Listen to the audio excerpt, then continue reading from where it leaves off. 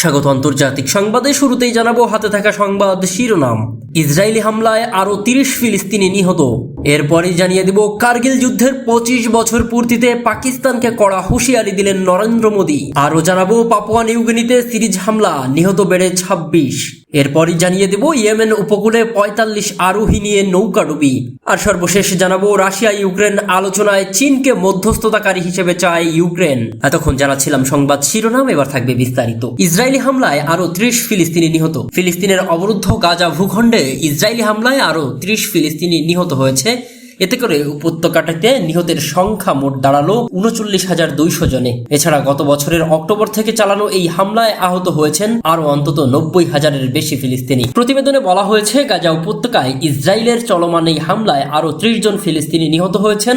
এতে করে গত বছরের অক্টোবর থেকে এই পর্যন্ত মোট মৃতের সংখ্যা 39,175 জনে পৌঁছেছে। এতে করে গত বছরের অক্টোবর থেকে এই পর্যন্ত মোট মৃতের সংখ্যা বেড়ে 39,175 জনে পৌঁছেছে বলে বৃহস্পতিবার অবরুদ্ধ এই ভূখণ্ডের স্বাস্থ্য মন্ত্রণালয় জানিয়েছে। মন্ত্রণালয়ের এক বিবৃতিতে জানিয়েছে এই হামলায় আরো অন্তত 90,403 জন ব্যক্তি আহত হয়েছেন। মন্ত্রণালয় বলেছে গত 24 ঘন্টায় ইসরায়েলি বাহিনীর করা 3টি গণহত্যায় 30 জন নিহত এবং আরো অন্তত 146 জন আহত হয়েছেন। অনেক মানুষ এখনও ধ্বংসস্তূপের নিচে এবং রাস্তায় আটকা পড়ে আছেন, কারণ উদ্ধারকারীরা তাদের কাছে পৌঁছতে পারছেন না। এদিকে কার্গিল যুদ্ধের 25 বছর পূর্তিতে পাকিস্তানকে কড়া হুঁশিয়ারি দিলেন নরেন্দ্র মোদী।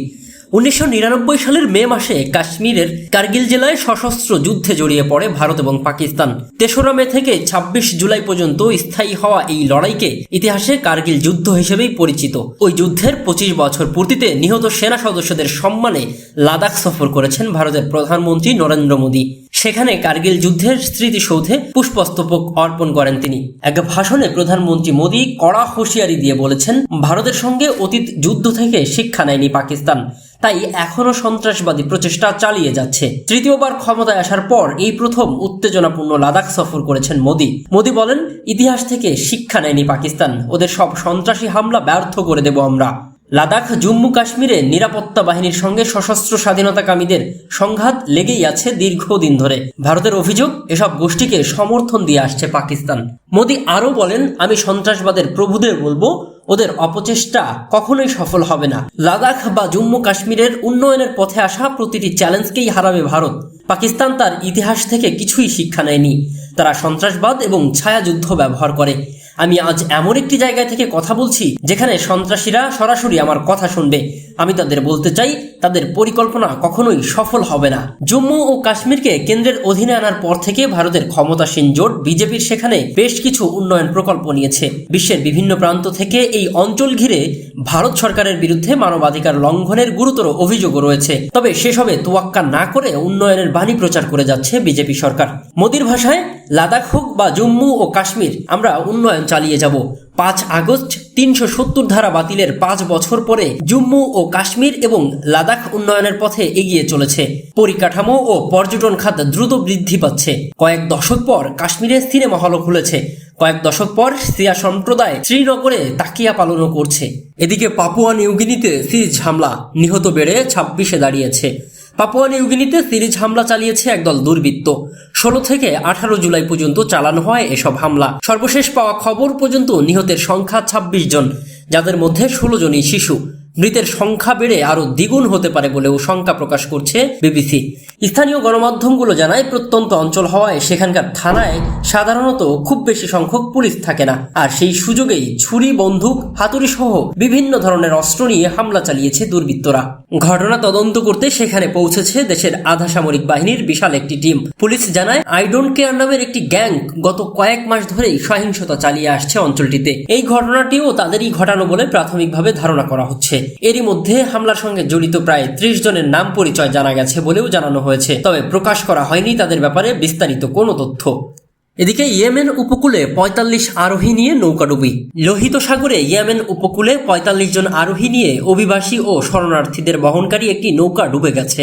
দুর্ঘটনার পর মাত্র 4 জনের খোঁজ পাওয়া গেছে এবং বাকিরা নিখোঁজ রয়েছেন। বৃহস্পতিবার 25 জুলাই এক প্রতিবেদনে এই তথ্য জানিয়েছে ব্রিটিশ সংবাদ মাধ্যম বিবিসি। প্রতিবেদনে বলা হয়েছে, ইয়েমেনে অন্তত 45 অভিবাসী ও শরণার্থী বহনকারী একটি নৌকাডুবির পর মাত্র 4 জনকে জীবিত পাওয়া গেছে বলেও জাতিসংঘের শরণার্থী সংস্থা জানিয়েছে। এক বিবৃতিতে বলা হয়েছে, লোহিত সাগরের দক্ষিণ প্রান্ত বরাবর বয়ে চলা তাইস প্রদেশের উপকূলের কাছে প্রবল বাতাস এবং ওভারলোডিং এর কারণে বুধবার রাতে নৌকাটি ডুবে যায়। জাতিসংঘের এই সংস্থাটি এই ঘটনার আর কোনো বিবরণ দেয়নি, তবে তারা বলেছে বেঁচে থাকা ব্যক্তিদের সহায়তা করার জন্য অংশীদারদের সাথে কাজ করছে তারা। সংস্থাটি আরও বলেছে, নৌকাডুবির এই ঘটনাটি ইয়েমেন এবং আফ্রিকার মধ্যে বিপজ্জনক যাত্রার বিষয়টি তুলে ধরেছে। এদিকে রাশিয়া ইউক্রেন শান্তি আলোচনায় চীনকে মধ্যস্থতাকারী দেশ হিসেবে চায় ইউক্রেন। এজন্য বেইজিং সফর করেছে ইউক্রেনের পররাষ্ট্রমন্ত্রী দিমিত্র কুলেবা।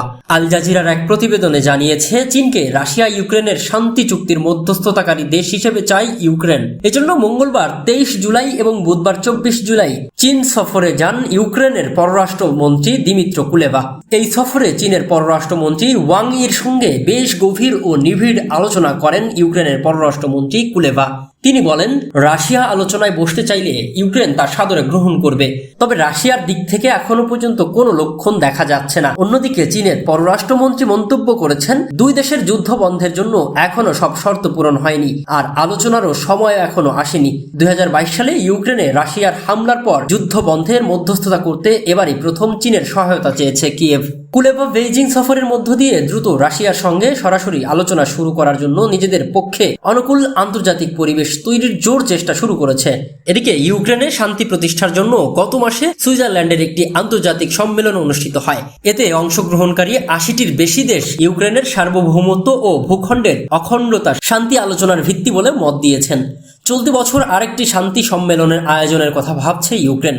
ইতিমধ্যে বিভিন্ন দেশের কাছে নিজেদের খাদ্য নিরাপত্তা, জ্বালানি প্রয়োজনীয়তার কথা তুলে ধরেছে ইউক্রেন।